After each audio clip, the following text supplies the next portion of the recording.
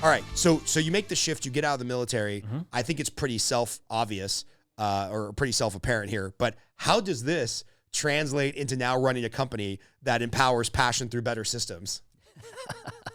Well, I don't know that it's really super apparent because it took me a minute to figure it out.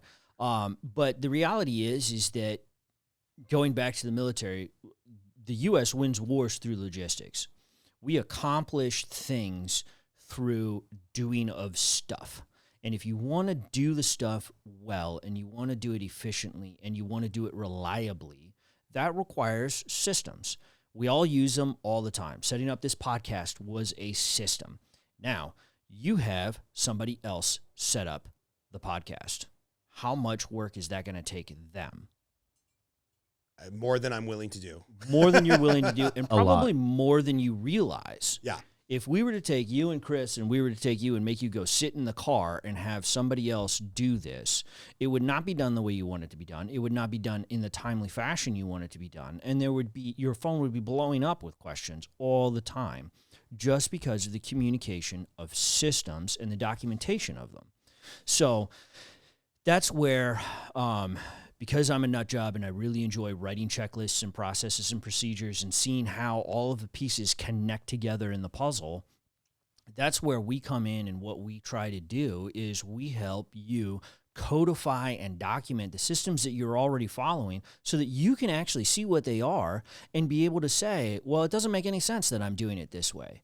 Or, hey, this works really well and the clients really like it and they really enjoy this product. I didn't even realize how much impact this particular thing had, while all of this work I'm putting over here isn't doing anything for me.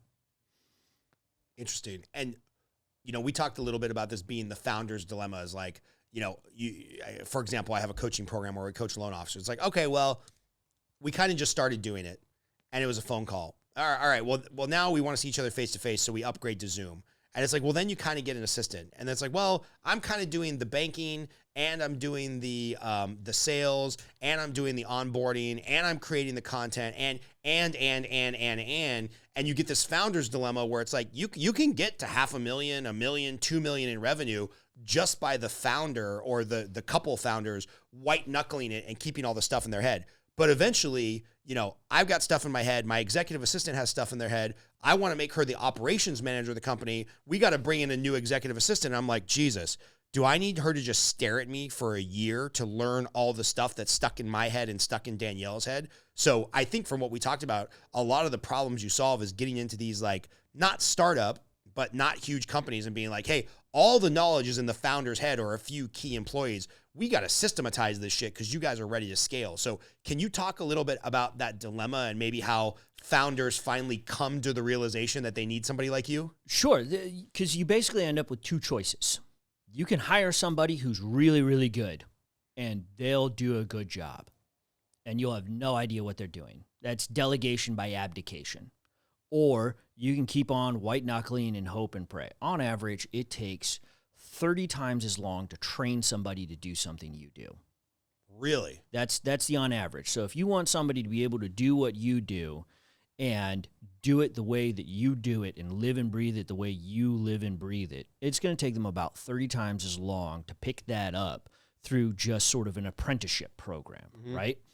So we just take that and say, look, you have to control. You have to understand what's going on. You have to be able to evaluate whether your employee is doing a good job, a bad job, whether or not you need a full employee or a virtual assistant or a vendor to be able to provide these things. But if you don't know what it is that you're doing and you can't articulate that, how on earth can you pick any of these things from a database perspective? It's just gut and guess.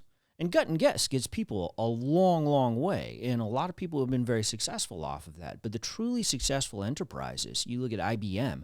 IBM started out and built his company the way he wanted it to look in 30 years. And he started there building the systems and processes that he would need in 30 years, even though he didn't use them now, so that it did flow and scale and was used. And now they form the backbone for so much more than we can imagine.